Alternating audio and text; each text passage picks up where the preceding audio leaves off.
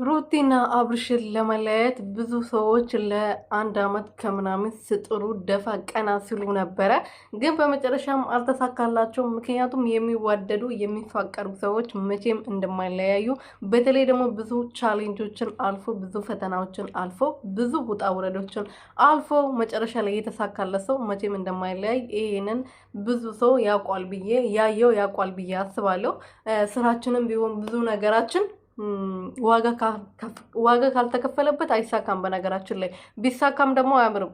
ሄርሜላው ምንም ዋጋ የከፈለችው ነገር የለም፣ ምንም ነገር ማለት ነው። ዋጋ አልከፈለችም። ስለዚህ ዋጋ ስላልከፈለች የሰው ነገር ስለተመኘች መቼም አይሳካላትም። ለጊዜው ደስተኛ ልትሆን ትችላለች።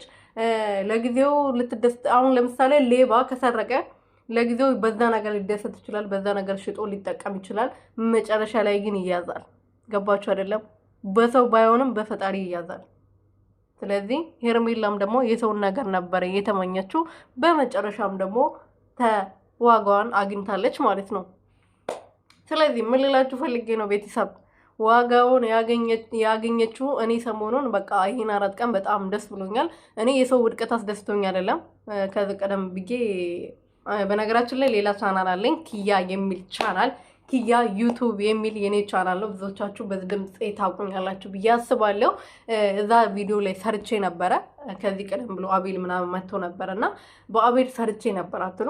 አንዷ ምን አለችኝ? የሰው ውድቀት አትመኝ ብላኛለች። አዎ የኔ ውድቀት፣ እኔ የሰው ውድቀትን አልመኝም፣ የሰው ውድቀትም አልፈልግም። በተለይ ደግሞ የሴት ልጅ ውድቀትን አልፈልግም። እኔም ነገ ምን እንደሚሆን አላውቅም። እህቶች አሉኝ፣ ወንድሞችም አሉኝ። የሰው ውድቀት አልፈልግም። እኔም ነገ ወልጄ ገና ማይ ሰው ስለሆንኩ ማለት ነውና የሰው ውድቀት ፈልጌ ሳይሆን እኔ በጥሩ ነገር ብትመጣ ምንም ሰውን የማይጎዳ ነገር፣ መጥፎ ነገር ባይሆን፣ ዝሙት ባይሆን ጥሩ ነገር ይዛ ብትመጣ ኖሮ ሄርሜላን የምጠራበት ምክንያት የለኝም። በነገራችን ላይ ምን አገባኝ? የት አውቃታለሁ?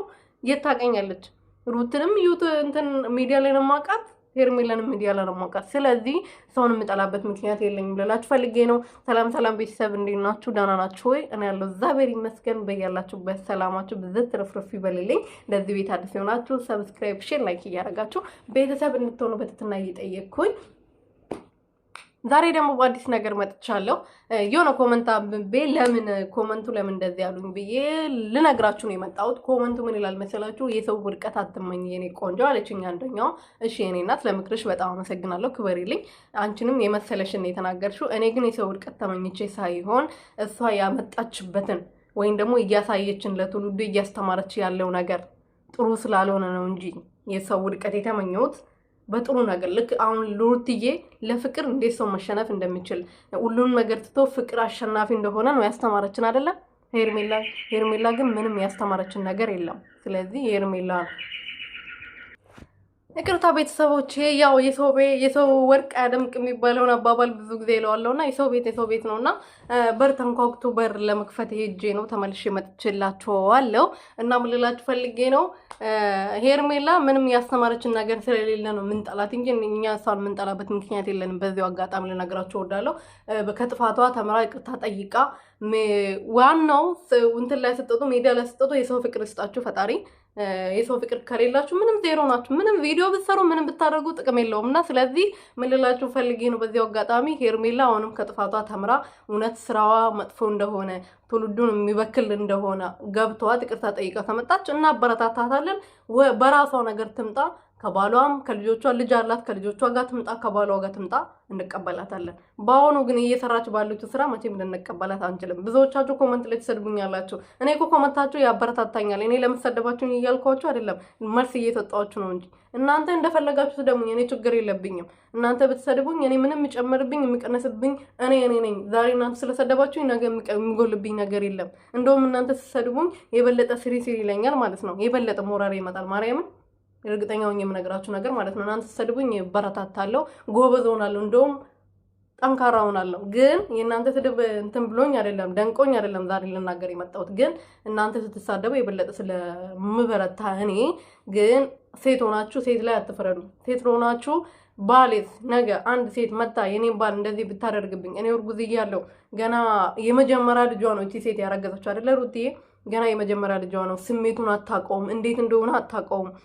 ስሜቱ ራሱ ሌላ ነገር ነው የሚፈጥረው። ስለዚህ ይሄን እያያችሁ ብትረዱ ብትረጋጉ ነገሮችን ተረጋ ብላችሁ ምንድነው ውስጡ ያለው ብላችሁ ብታዩ ባትቸኩሉ ጥሩ ነው። ለስድብ ለባትቸኩሉ በተለይ ደግሞ